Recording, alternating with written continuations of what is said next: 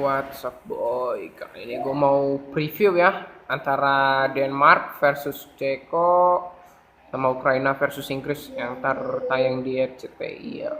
Oke, mulai dari susunan pemain dulu. Perkiraannya ntar Ceko main 4-2-3-1, kiper Faklik, Bekek, Koval, Jaluska, Kalas, Boril, tengahnya Halls, Sokek, Masopas, Barak, Shevchik, sama strikernya ini yang lagi top perform Patrick Schick ya. Denmark main 3-4-3, Meso, kiper, backnya Christensen, Jair, Vestergaard, tengahnya Was, Hofborg, Delaney, Mahel. Strikernya Lord Braithwaite, Dolberg, Damsgaard. Oke. Ceko ini kan mencetak 2 gol ya. Atau lebih dalam 3 dari 4 pertandingan terakhirnya secara keseluruhan. Satu-satunya kekalahan kan cuma lawan Inggris ya. Kita tahu lah Inggris kan banyak pemain-pemain bintangnya ya. Itu pun problem lah kalau kalah sama Inggris. Jerman aja kalah sama Inggris. Kalau untuk permainan mungkin ntar possession di Denmark, apalagi shootingnya harus diperhatikan oleh pemain-pemain Ceko karena Denmark ini punya Dolberg, dia cetak gol yang bagus banget lawan Wales ya, menang 4-0, melengkung begitu bolanya gara-gara cuma diliatin back Wales. Nah, ini bakal berbahaya banget. Terus 3 pemain depannya itu kan Lord Braithwaite, Dolberg, Damsgaard. Nah, ini fungsinya Braithwaite, kalau kalian mau tahu yang suka ngeledek, Braithwaite ini bekerja keras, suka ngasih bola.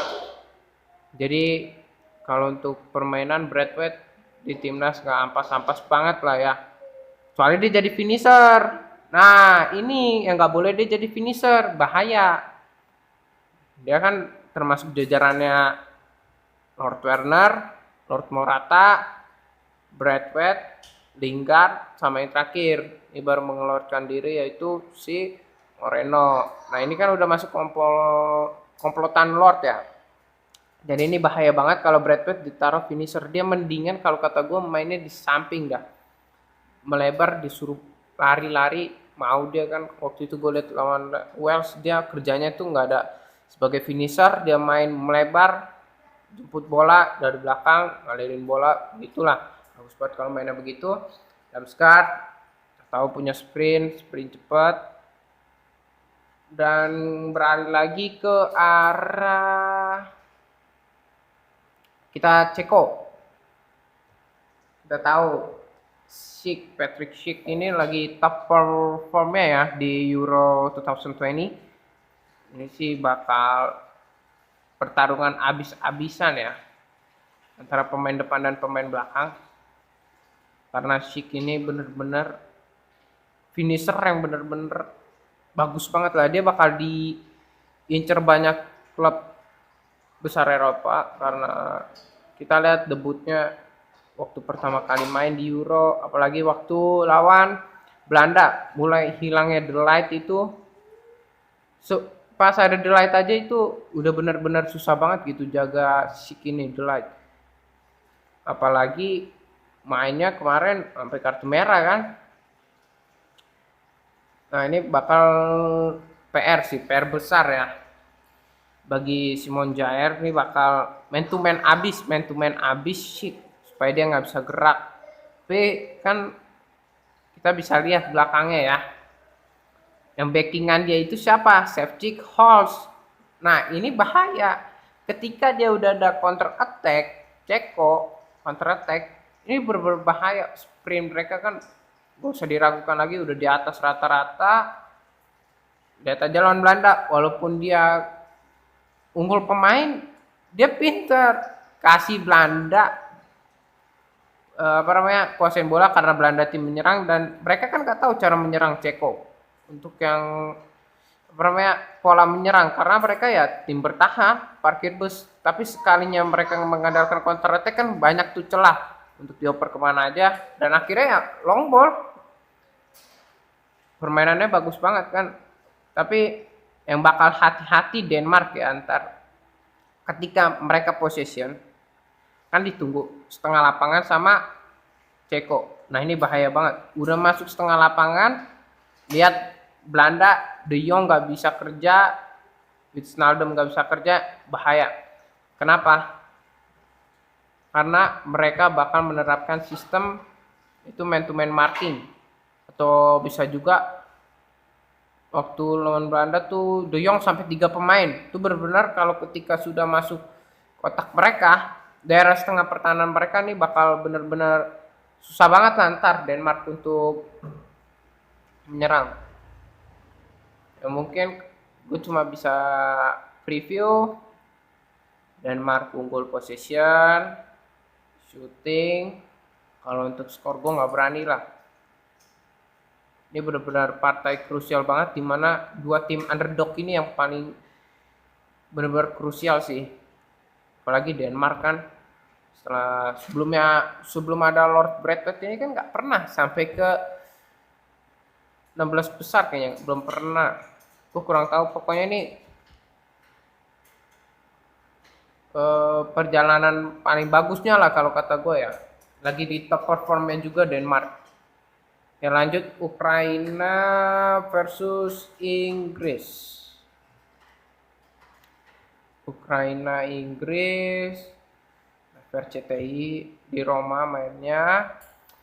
Perkiraan susunan pemain Ukraina main 3-5-2, kipernya Busan, backnya Sabarny, Krivtsov, Matvienko, gelandangnya ya Karavaev, Sidorchuk, Saparenko, Stepanenko, sama Zinchenko doang dah yang gue tahu, dah si Zinchenko aja.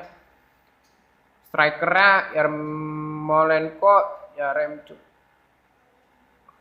Inggris main formasi 3-4-3. Biasa kiper udah pasti Pickford, backnya Walker, Stones, Maguire, gelandangnya Trippier, Rice, Henderson, Shaw nih. Yang pemain backnya ini Trippier tadinya back kanan karena udah diisi Walker, ditarik ke depan, sama Shaw juga. Strike Rice, Henderson bakal yang jadi jenderal lah lapangan tengah antar. Untuk striker ini ada Mount, Ken, Sterling, Trisula Maut. Tahu lawan Jerman mereka nggak banyak peluang, sekali dapat peluang benar-benar berbahaya banget. Ini bakal PR besar banget sih untuk Ukraina ya. Apalagi Zinchenko kan pemain Ukraina tapi mainnya di Manchester City, pasti ini tekanannya besar banget sih.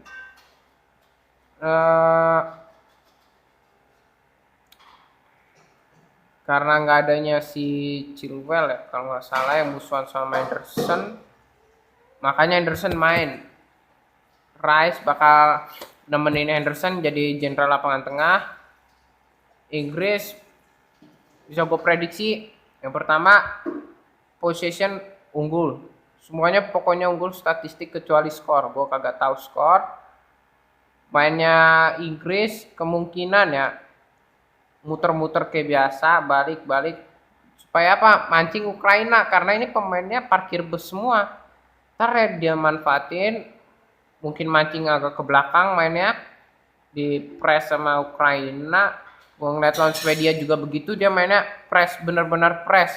Jadi ketika dia mau buat jebakan offside. Nah tapi kan ini kan Inggris, harusnya udah ngerti namanya jebakan offside karena liga terbaik dunia. Mereka harus tahu pemain-pemainnya kan gimana menempatkan diri supaya nggak kena offside. Lo tahu ada Sterling, Mount, udah nggak usah diraguin lagi, kecepatannya benar-benar di atas rata-rata. Ken finisher yang gendong tim banget ya, yang sayur itu udah unggul top skor sama top assist. Nah ini juga nih bakal pertarungan seru. Kenapa? Ukraina ini kan tim underdog, yang benar-benar underdog lah, yang nggak pernah dikira-kira. Padahal lawannya ini Swedia yang benar-benar top klasemen kan. Padahal dia tuh cuma peringkat 3. Tunggu ya, untung-untungan dia kan dapat kan di 16 besar, dan ini dia bisa ngalahin Swedia. Ini benar-benar sih kepercayaan tingginya ada. Mungkin Inggris ntar harus hati-hati ya dari sektor Zinchenko sama tengahnya ini nih, si Dorchuk, Parenko, Stepanenko. Nah ini bakal ngurus jenderal lapangan belakang ini. Mulai dari dia masuk bakal di pressing Zinchenko supaya sama Karapev itu biar fokus menyerang, biar menghasilkan umpan-umpan yang manja untuk Yarmolenko dan Yaremchuk. Kita tahu lah Zinchenko ini kan punya skillnya itu udah benar-benar gak usah diragukan lagi. Apalagi ntar dia kan kapten, kepercayaannya tinggi. Situ Zinchenko juga kontrolnya semuanya bagus banget. Kemungkinan kalau lawan Inggris tekanannya besar banget untuk Zinchenko. Dan untuk Inggris seperti gue bilang tadi, main muter-muter aja, pancing pemain supaya Ukraina bisa masuk ke daerahnya, long ball, Sterling lari. Kan kita bisa lihat juga lawan Jerman, dia sering hilang bola, tetapi itu sebuah strategi dan alhasilnya gol. Jerman kuasain bola, hilang bola, oper ke arah Sterling atau Mon kan, atau ke arah siapapun itu. Apalagi kan ini kan gelandang cepat ya, ada Trippier sama Shaw. Nah waktu Trippier lari otomatis kan Shaw ini ngisi kekosongan di tengah, jadinya Mount, Sterling masuk kotak, gol. Begitu gue lihat di highlight saya sih begitu, bagus banget. Apalagi nih tim produktif juga Inggris, gak pernah kalah, kebobolan no gol, cetak 4 gol.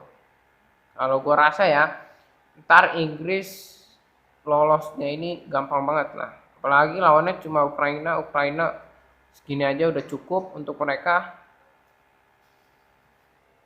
Mungkin itu aja yang bisa gue preview ya. Tapi ntar beda lagi kalau di lapangan, ini cuma preview gua, pendapat gua. Oke, thanks for watching, bye bye.